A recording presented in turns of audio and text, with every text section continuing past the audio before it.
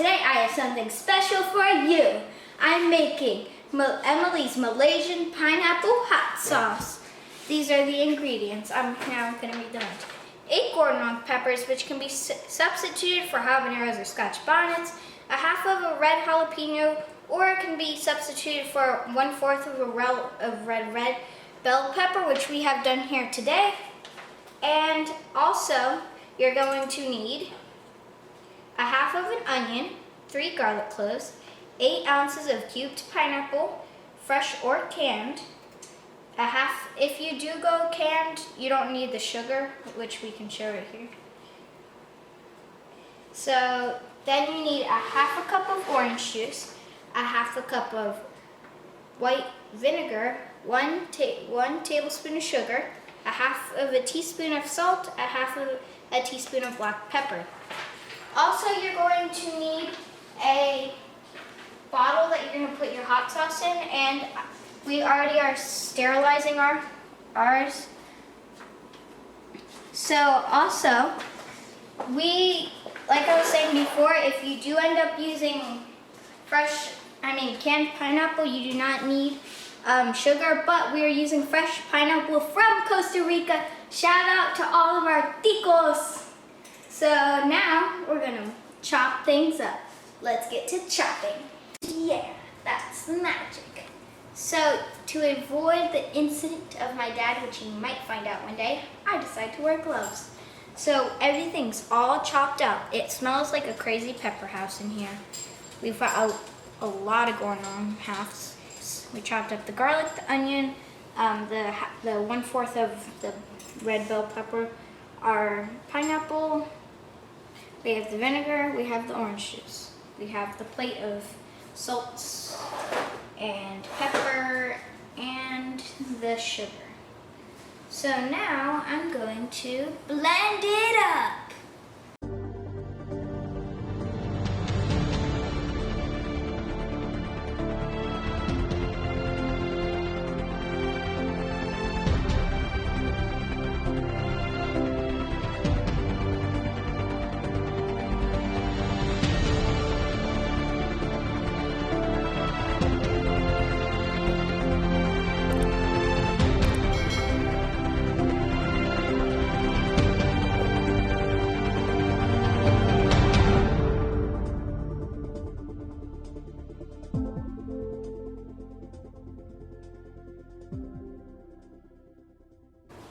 Always remember, if you don't use gloves when you're chopping peppers, always make sure you wash your hands, because you could really prevent a problem when you do that.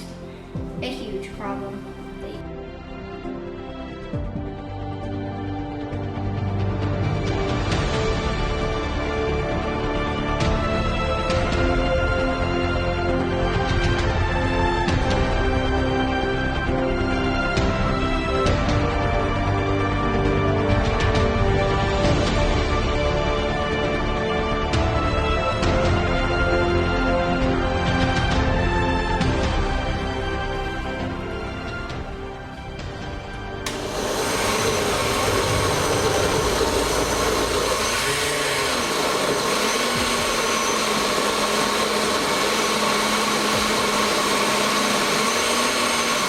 By the way, this is the official pepper blender.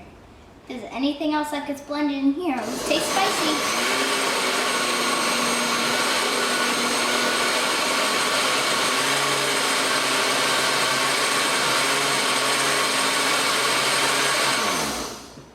Wow, that looks good. Let's give it one more whirl.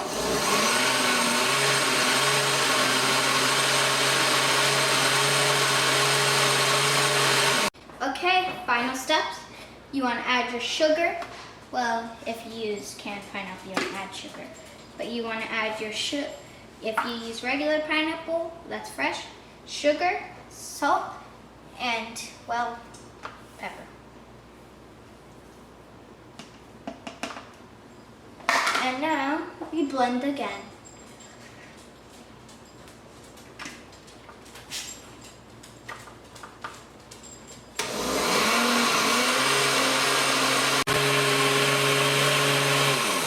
Okay guys, so now we're all done blending, And it's time for the taste test.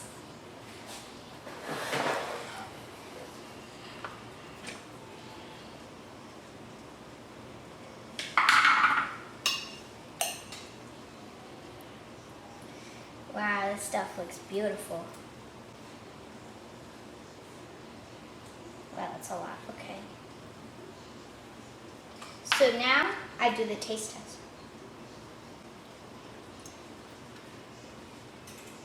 You can really taste the goronong in it. It's really strong.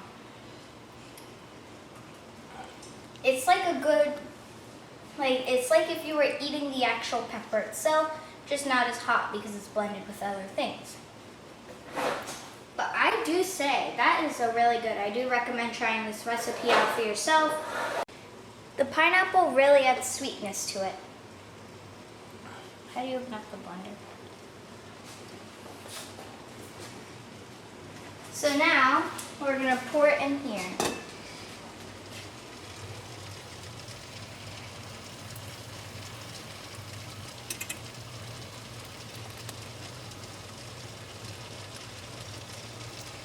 So we have to let this boil for like 15 minutes. I mean, for a little bit to the point where it's boiling. Then we have to keep it sizzling. Simmering. Simmering. Want to put it at 8 or at medium heat if you have a different oven. So after that starts boiling, we're gonna put it. We're gonna let it cool down. Simmer for 15 minutes. Also, our bottle is doing really well. So that is what we have to wait on.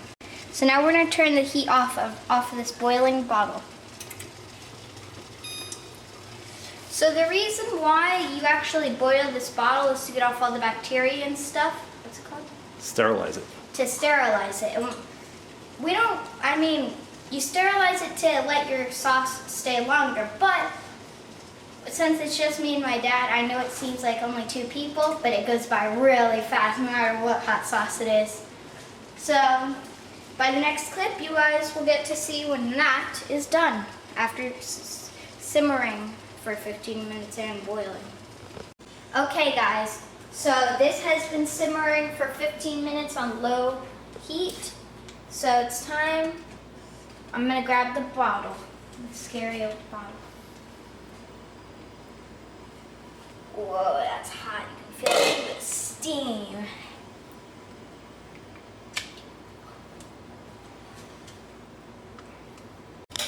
Oh no, there's water in it.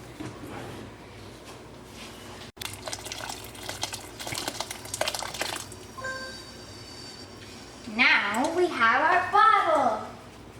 Okay guys, so now we have the bottle. Now we're gonna move this.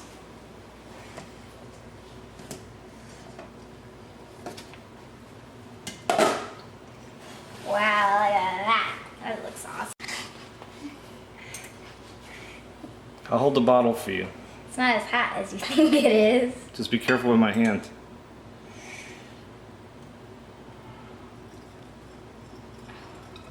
You're gonna want to have like a towel or something under your bottle in case you. Some people like their sauce to be more like a Tabasco sauce or a Louisiana style sauce. So if you want it like that, you can just strain yours, but I prefer mine a little bit chunky. Sounds weird, but it's actually pretty good that way.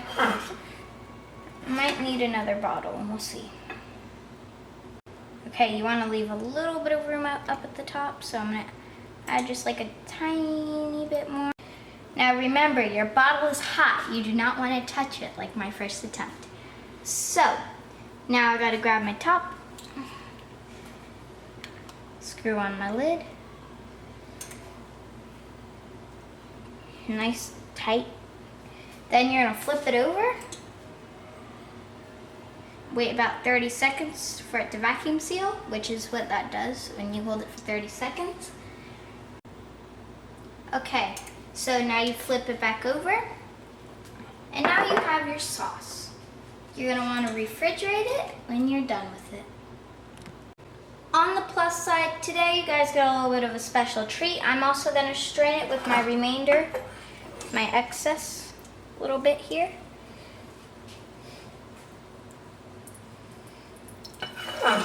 So as you see, it's less chunky, it's just the juice. You probably get less when you're doing this, just because you're only getting juice instead of the rest of it.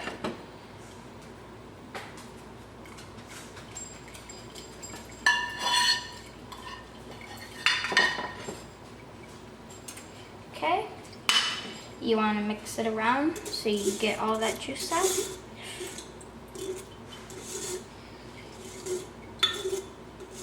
So in this case, you can always add it like a quarter of a cup more of white vinegar to this. So that's what I'm gonna do, and done. Now I have to pour it into the bottle. It says like I can never pour correctly. Just hope I don't burn myself.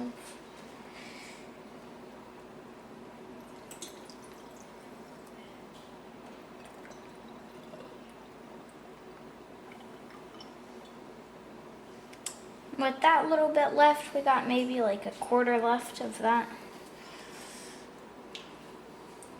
And now, you wanna put on your cap.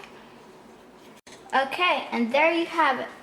2 different options to make your special hot sauce, or as I like to call it, Emily's Malaysian pineapple sauce.